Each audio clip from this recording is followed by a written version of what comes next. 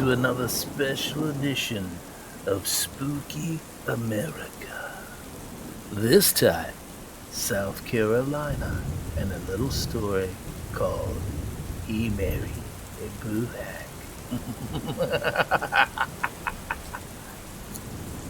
Two men who have been friends all their lives married two beautiful women about the same time, and everything seemed just fine. But one day, one of the men came to his friend and asked him, "When you wake up at night, is your wife in bed with you?" "She sure is," said his friend. "Why do you ask?" "When I lie down in bed at night, my wife is with me. But when I wake up in the middle of the night, she is gone. But then she comes back to bed in the morning."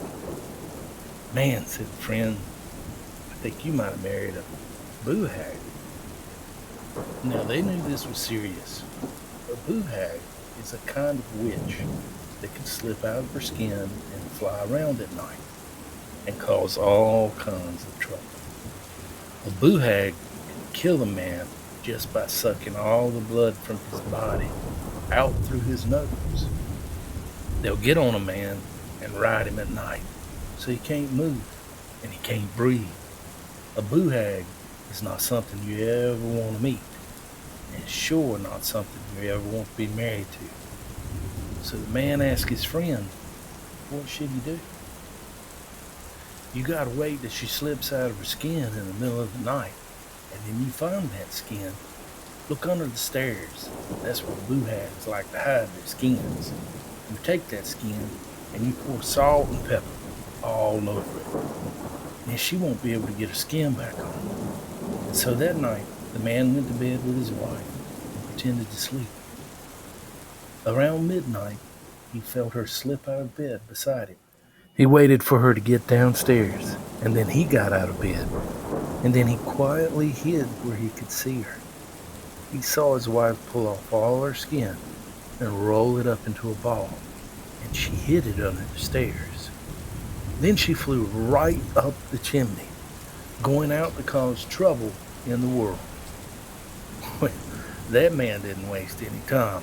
He went and got that skin, salted it, and peppered it real good. Then he rolled it back up in a ball, and he hid it back under the stairs where he found it. Then he went back to bed and he waited until early in the morning, when he heard a noise of something coming down the chimney, and he heard his wife's voice speak very softly.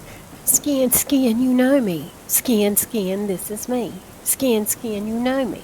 Skin, skin, this is me." But he knew with all that salt and pepper, she couldn't get back into her skin. He waited and heard his wife speak again. "Skin, skin, this is me. Skin, skin, you knew me. Skin, skin, this is me." And he knew that she was stuck without her skin.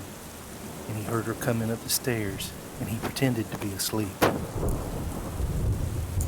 When the morning broke, the man got up and said to his wife, "Time to get up, time for breakfast." But she said, "I ain't getting up. I'm sick." and she laid there wrapped up tight in that sheet, not showing 1 inch of herself. The man said he'd go get the doctor, but she said the doctor cost too much money. So the man said he was going to go hoe the garden. The man went outside and hid under the window. Sure enough, he heard his wife come down the stairs and call out yet again. "Skin, skin, you know me. Skin, skin, this is me. Skin, skin, you know me. Skin, skin, this is me." That was enough for the man. He went down to fetch the conjure man, who would know what to do. He told the conjure man his story, and that conjure man told him that he needed to go home and start a big barrel of pitch boiling, and he'd be by shortly. So the man went home and he built a fire in the garden. He started a big barrel of pitch boiling on it. Soon the conjure man walked up the road, and the two of them went inside and went upstairs to where the woman was back in bed, all wrapped up tight in her sheet again. The conjure man said, "What ails you, woman?" And she said, "No, there's nothing wrong." The conjure man wasn't having none of that. He ripped the sheet right off her, And there she was, laying there all raw and bloody. "Man, you done married a blue hag," said the conjure man, and they grabbed her, carried her out to the garden where they threw her in that big barrel of boiling pitch, and they burned that blue hag alive. I mean, what else could they do?